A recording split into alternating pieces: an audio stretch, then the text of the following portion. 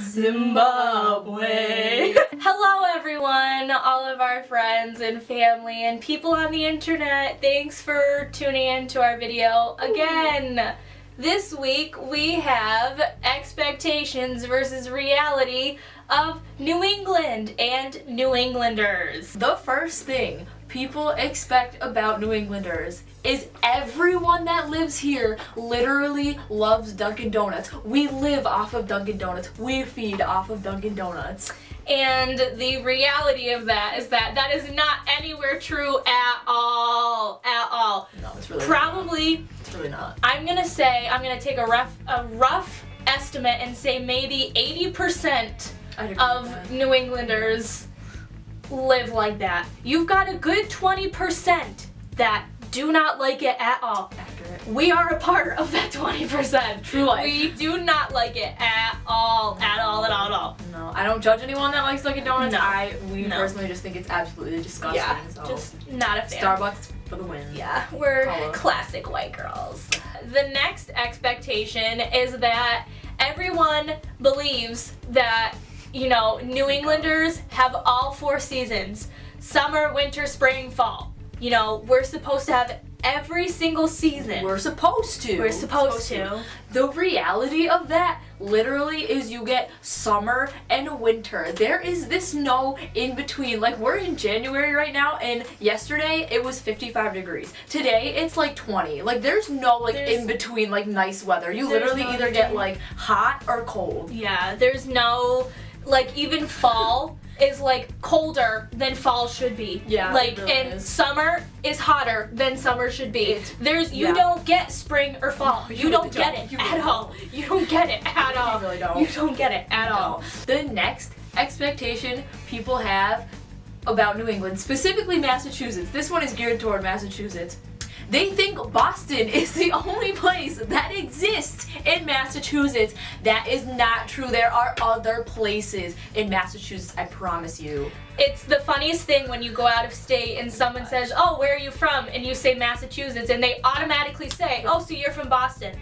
I can't even tell you how many times I've gotten that. The next expectation that is probably one of the most common expectations that you get is, especially Massachusetts, people think that we use the word wicked over excessively, and some people think that we use wicked like a certain way, and we don't. The reality is that when you're talking to someone from New England or Massachusetts, they'll probably say something along the lines of, "Oh, that was wicked cool. That was a wicked good movie." A lot of people think that we use wicked every other word of the sentence. Like, automatically it's assumed that wicked is like used 1,000 times a day. It's not. And it's not. It's not. It's used to like help kind of, you know, get the point across. Like, that was a wicked good movie. That was a really good movie. Yeah. Another thing is that people think the way that we use wicked is like, we could say, "Oh, that place was wicked." No. That movie was wicked. No. That's not how it's used. And if you are using wicked that way, it's not the proper way. That's not the proper way. word. If you're using it that way, you're most likely probably not from New England. No. The next thing that is probably one of the most like prominent things to be associated with when you live in New England is the New England Patriots. For me personally, this does not work because I'm a Buffalo Bills fan. Like, they're New York, but I live here in New England, so like when people from like way out wherever you live come here, you automatically think everyone here loves the New England Patriots. Like, it's not true. A good portion of New Englanders do. Definitely. There's no question about that. A good portion of New Englanders do. That definitely is one of the most, if not the most prominent New England like expectations. This one is probably one of my favorite ones because it reigns true to a lot of, you know, the ways that I am and a lot of people that I know. Is that everyone in Massachusetts, there's a reason that we're called massholes. Yes. Because we're all pretty much extreme massholes. There's a reason why masshole and being called a masshole is a thing, is because you probably are. If you're from Massachusetts, you're probably really asshole-ish. I'm just gonna say it. You're probably an asshole, whether you want to or not. There's a lot of times where you probably are.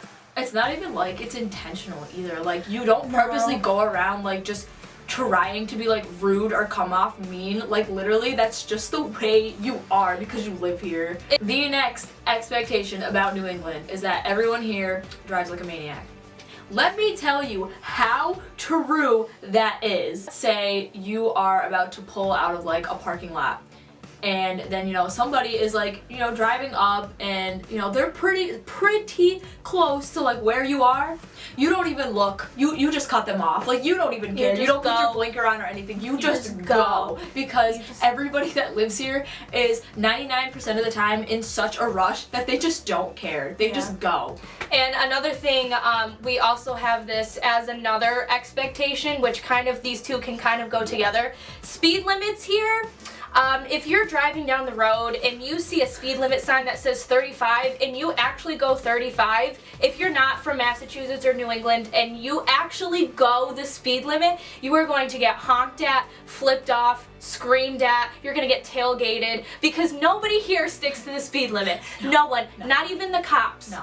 If you get pulled over, you had to have been going at least 20 or 30 over, because you can go 5 or 10 over here and the cops will not pull you over. It actually messes up the flow of traffic if you do the speed limit. That's so accurate. And the last expectation is, once again, more geared towards Massachusetts. For some reason, when people find out you live in Massachusetts, they expect your accent to sound like a Boston accent.